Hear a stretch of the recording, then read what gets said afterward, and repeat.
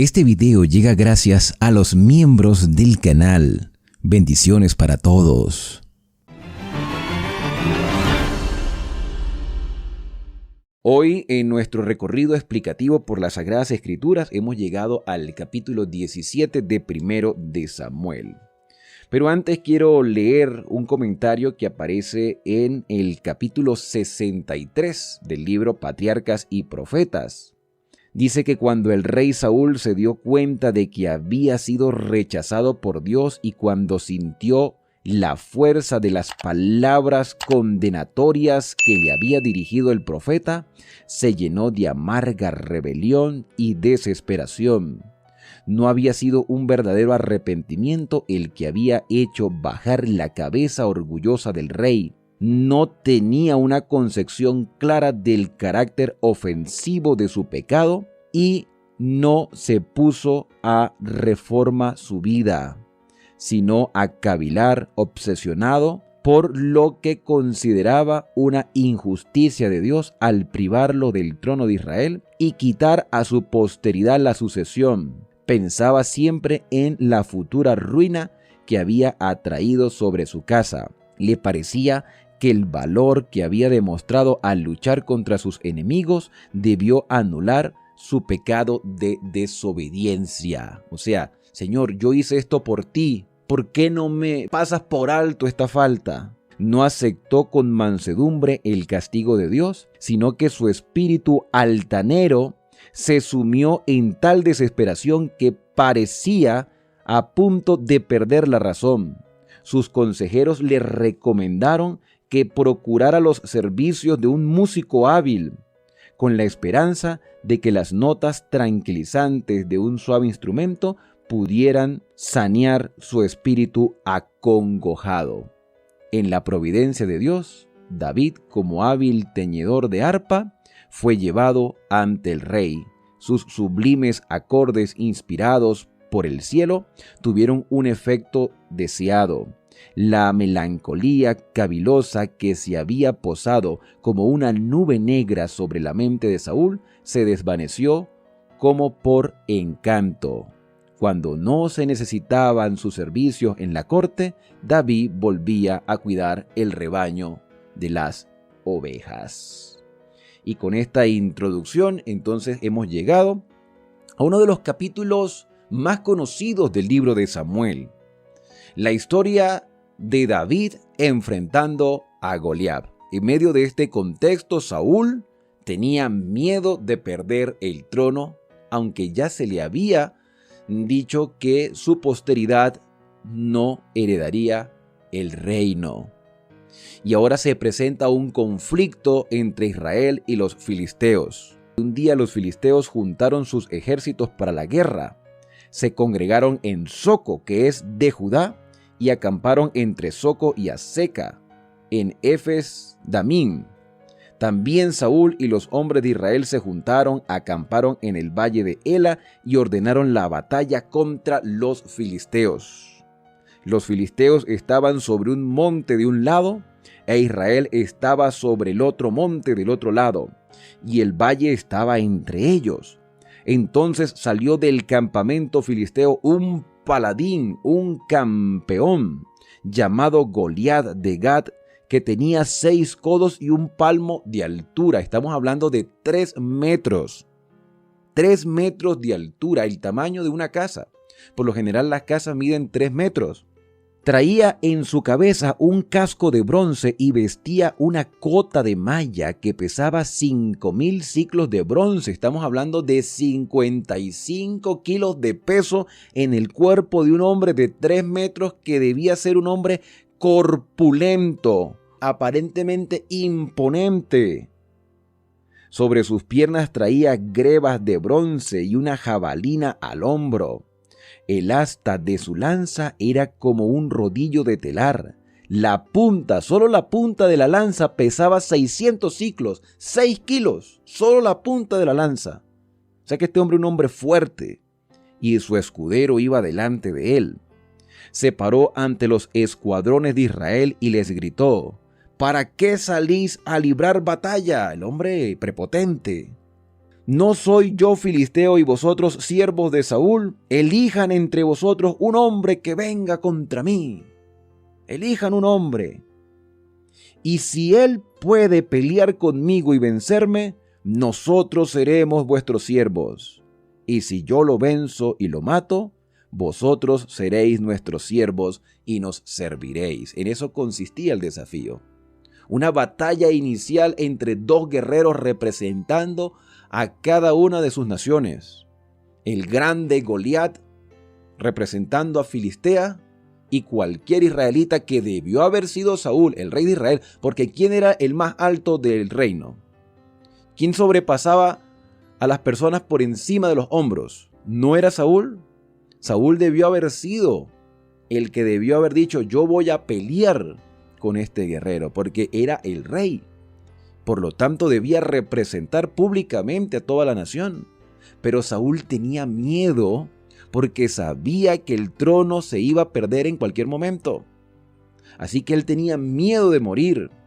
Y como ya no entregaba su vida a Dios porque vivía con remordimiento constante, no se atrevió entonces a ofrecerse como el luchador contra Goliat. Dice el versículo número 10, agregó el filisteo: hoy desafío a las filas de Israel, dadme un hombre que pelee conmigo. Cuando Saúl y todo Israel oyeron las palabras del filisteo, se turbaron y tuvieron mucho miedo, desde Saúl hasta el guerrero más humilde, hasta el servidor que estaba allí en la batalla. Todos tenían miedo. Pero si Dios le había dado victorias a Israel en otras oportunidades, ¿por qué tenerle miedo a un solo hombre? Ese es el peligro de olvidar cómo Dios nos ha ayudado en el pasado. Cuando olvidamos la manera como Dios nos ha ayudado, entonces corremos el riesgo de vivir en temor constante. Entonces, a partir del versículo 12 aparece David. David era hijo de aquel efrateo de Belén de Judá llamado Isaí, que tenía 8 hijos. David era el menor. En el tiempo de Saúl, este hombre era ya anciano de gran edad, o sea, Isaí. Los 3 hijos mayores de Isaí habían ido a la guerra en pos de Saúl. Estos 3 hijos eran Eliab, Abinadab y Samá, los que ya había conocido Samuel. Y David era el menor. Los 3 mayores siguieron pues a Saúl, pero David había ido y vuelto dejando a Saúl para apacentar las ovejas de su padre en Belén. O sea, David, cuando no estaba tocando música para el rey, entonces iba y apacentaba las ovejas. Saúl conocía a David, pero no le había prestado mucha atención. Lo vio como un músico más, como un siervo más del palacio. David había estado yendo y viniendo. Y aquel filisteo, dice el versículo 16, venía por la mañana y por la tarde. Así se presentó durante 40 días desafiando a Israel. 40 días los israelitas llenos de miedo. 40 días sin Saúl dar respuesta de nada. Un día Isaí dijo a su hijo David: toma para tus hermanos un efa de este grano tostado, que son como 20 kilos, y estos 10 panes, y llévalo presto al campamento de tus hermanos. Lleva también estos 10 quesos de leche al capitán. Mira cómo están tus hermanos y tráeme una prenda de ellos. Están con Saúl, con Israel en el valle de Ela, peleando contra los filisteos. Peleando no, estaban allí esperando qué pasaba. David se levantó de mañana, dejó las ovejas al cuidado de un guardia y se fue con su carga. Aquí hay un detalle importante que a veces pasamos por alto en lecturas rápidas. David no abandonó a las ovejas, siempre estaba pendiente de ellas. Fíjense que David era una persona responsable. En el capítulo anterior dijimos que era un buen músico, que practicaba constantemente. También dijimos que era un hombre que se ejercitaba, era enérgico, era atlético, no era ese niño que nos ponen muchas veces en las historias, en las series animadas. No era ese niño pequeñito de la canción que por lo general le cantamos a nuestros hijos. No, ya era un hombre que quizá no había entrado a la etapa adulta, pero estaba en esa adolescencia y en ese proceso de crecimiento, de madurez, entre unos 16, 17, 18 años quizá. No nos dice la edad la Biblia de David, pero posiblemente tenía esa edad, que era una edad referencial entre un adolescente adulto, ya casi entrando a la edad adulta. 17 años puede ser que tenía David. Y dice el versículo número 21, los israelitas y los filisteos se pusieron en orden, escuadrón contra escuadrón. Entonces David dejó la carga en manos del guardia del bagaje, corrió al escuadrón y preguntó por sus hermanos si estaban bien. Y mientras él hablaba con ellos, salió Goliat, el filisteo de Gat, y habló las mismas palabras, y David las oyó. Los varones de Israel que veían a este hombre huían de él con temor. Y cada israelita decía: ¿habéis visto a ese hombre que se adelanta a provocar a Israel? El que lo venza, el rey le dará grandes riquezas, porque como Saúl no salió a enfrentarlo, entonces le hizo una promesa a los guerreros. El que venza a Goliat le dará a su hija por esposa y librará de impuestos la casa de su padre, le dará tremenda recompensa, no va a pagar impuestos y va a tener a mi hija, o sea, va a ser el yerno del rey. Entonces David preguntó a los que estaban junto a él: ¿qué harán al hombre que venza a ese filisteo y quite la ofensa de Israel? Porque ¿quién es ese filisteo incircunciso? Nótese la confianza que David tenía en Dios. ¿Quién es ese filisteo incircunciso para provocar a los escuadrones del Dios viviente? Versículo 27, y le respondieron las mismas palabras. Le van a dar a la hija del rey y va a ser librado de los impuestos. Versículo número 28, cuando Eliab, el hermano mayor de David, lo oyó hablar con aquellos hombres, se airó con David y le dijo: ¿para qué has venido acá? ¿A quién has dejado aquellas pocas ovejas en el desierto? ¿Con quién has dejado las ovejas? David no respondió nada. Por lo menos no respondió a esa pregunta, porque él había cumplido su responsabilidad. Conozco tu soberbia, le dice Eliab, conozco tu soberbia. Es que Eliab había sido testigo del ungimiento de David. Y la malicia de tu corazón, para ver la batalla has venido.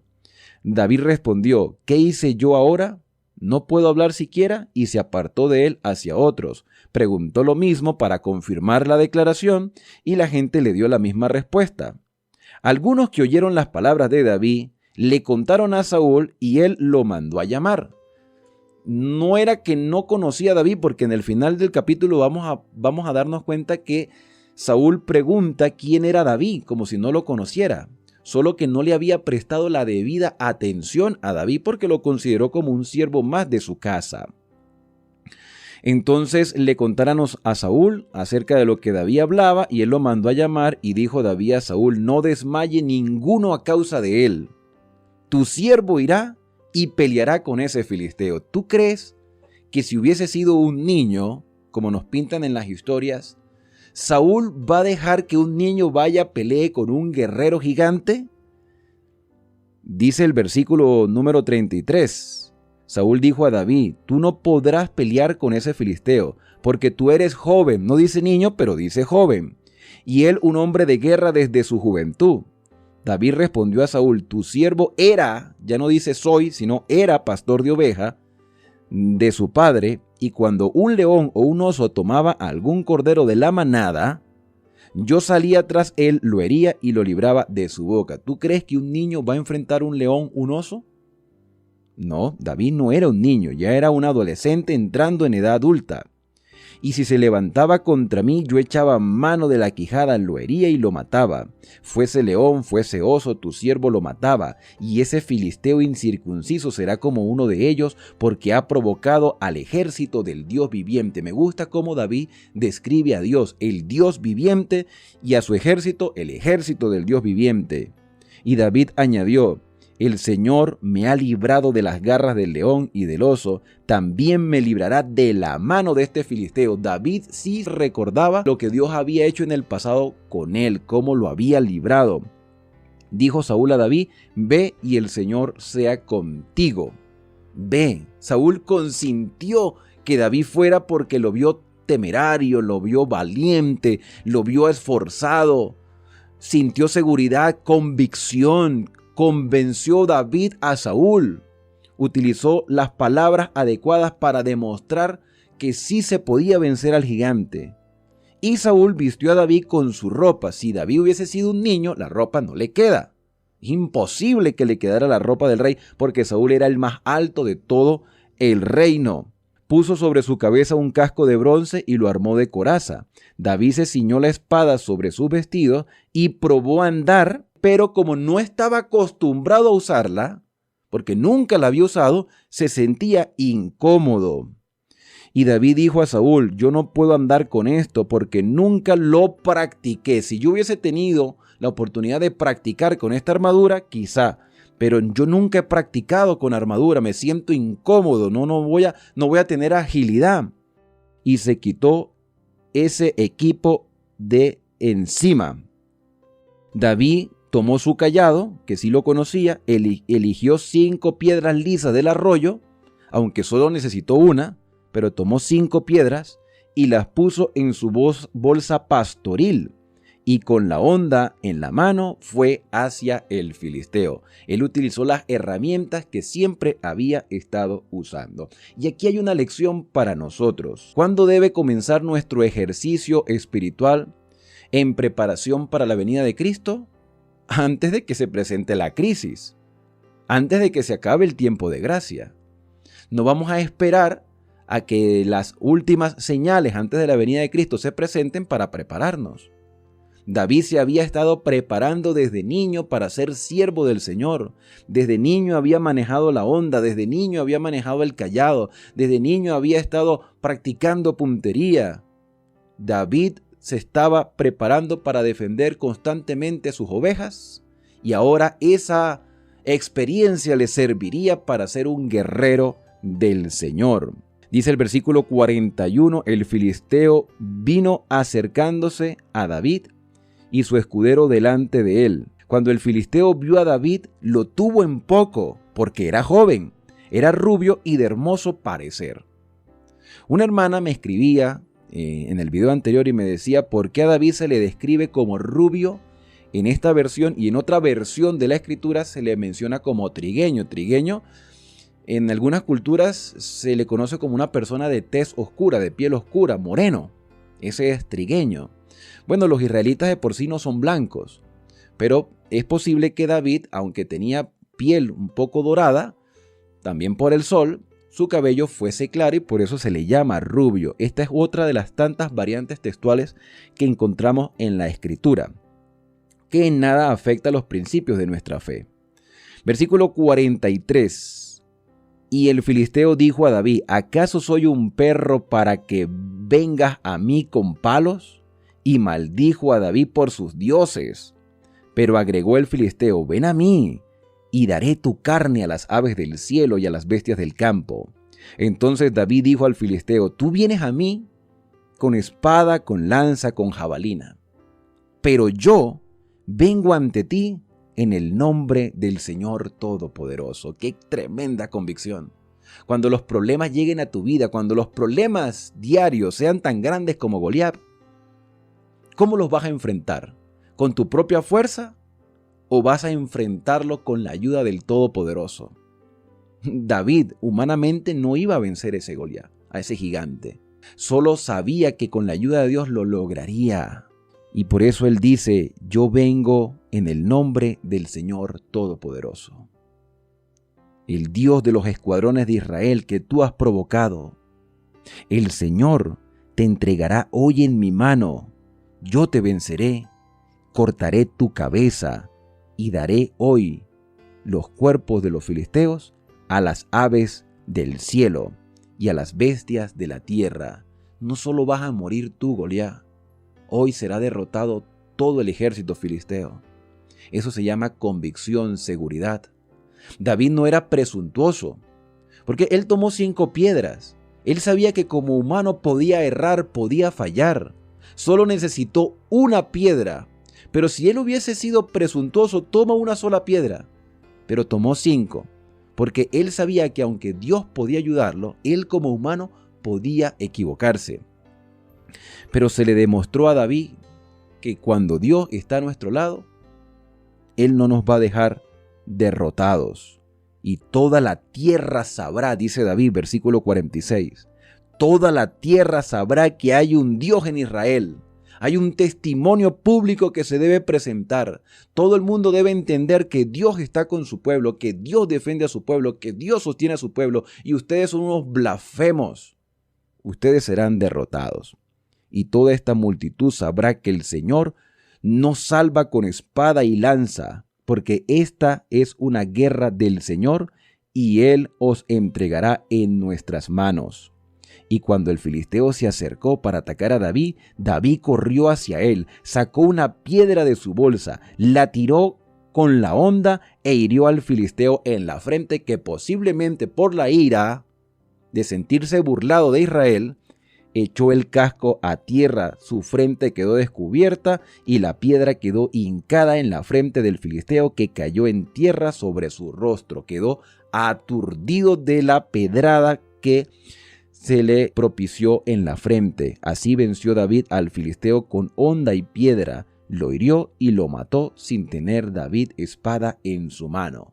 ¿Pero qué tenía David que lo acompañaba? La presencia del Señor. Entonces David corrió, tomó la espada de él, que debió haber sido una espada grande, y David tomó con fuerza esa espada y mató a Goliat, que todavía estaba vivo pero aturdido, y le cortó la cabeza. Y cuando los filisteos vieron a su paladín muerto, huyeron. Entonces se levantaron los de Israel y los de Judá, dieron grito y siguieron a los filisteos hasta llegar al valle y hasta la puerta de Ecrón. Y los filisteos cayeron heridos en el camino de Surián hasta Gat y Ecrón. ¿Qué necesitaba Israel? Un impulso. Necesitaba alguien que diera un paso adelante. Hoy quizás vemos a nuestras iglesias un poco desanimadas. Alguien debe dar un paso adelante. Y ese alguien que debe dar un paso adelante debe ser tú, debo ser yo, para animar a los demás, para que los demás se den cuenta que Dios está con nosotros. Dios no abandona a su pueblo, Dios no abandona a su iglesia, Dios no abandona a sus hijos. Él está a nuestro lado, pero necesita de valientes, de hombres que den un paso al frente como David. No importa su juventud, no importa su inexperiencia en guerra, el Señor libra nuestras batallas. Versículo número 54. Y David tomó la cabeza del filisteo y la llevó a Jerusalén, pero puso las armas del gigante muerto en su propia tienda. Cuando Saúl vio que salía a encontrarse con el filisteo, preguntó a Abner, general del ejército: Abner, ¿de quién es hijo ese joven? Nótese que él pregunta: ¿de quién es hijo? Oye, pero si es el músico que tenías en tu casa, que te aliviaba esos momentos amargos que tenías allí mientras estabas todo desorientado, estabas todo perdido, todo espiritualmente cabizbajo. O sea, ¿no te diste cuenta de la humildad de ese siervo? A veces las personas no pueden ver las capacidades que tú y yo tenemos. Las personas a veces no valoran lo que tú y yo hacemos. Pero no te preocupes, Dios ve todas las cosas. Saúl ignoró a David cuando lo tenía en su casa como su músico. Y ahora pregunta: ¿de quién es hijo este muchacho, de este joven? Y Abner respondió: por tu vida que no lo sé. Y el rey le dijo: pregunta pues de quién es hijo el joven.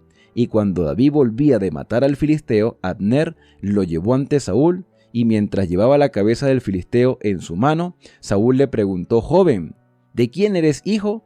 Y él respondió: soy hijo de tu siervo Isaí de Belén. Y de esta manera entonces termina el capítulo 17. La historia continuará con el capítulo 18. ¿Qué lecciones aprendemos de este capítulo?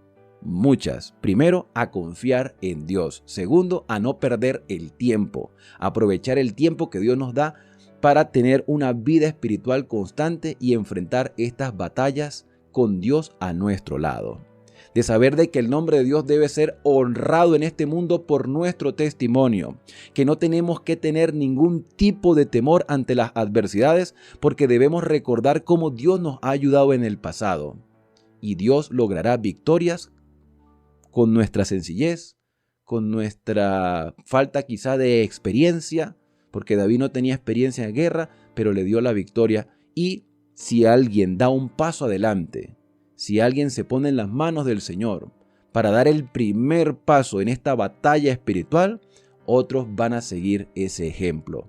Tú puedes ser hoy como este David que demostró confianza en el Señor, que era responsable en todas sus actividades, que era menospreciado por sus hermanos, hasta por el mismo rey que no le prestó atención siendo su músico, pero que ahora se dio cuenta del potencial que había en este muchacho. Un muchacho lleno del Espíritu Santo, convencido de que el Dios de los ejércitos no lo iba a abandonar. Y tampoco nos abandona a nosotros. Esto es un mensaje de esperanza para nuestra vida. Te invito a que podamos unirnos a Dios a través de la oración. Querido Padre, muchas gracias, Señor, porque la historia de David nos hace entender que no es por nuestra propia fuerza que lograremos victorias, sino porque tú caminas a nuestro lado con tu Espíritu Santo y nuestro Señor Jesucristo intercede por nosotros y nos permite acercarnos a ti. Gracias, Padre, porque en la historia de David vemos cómo tú estás pendiente de tus hijos en todo momento.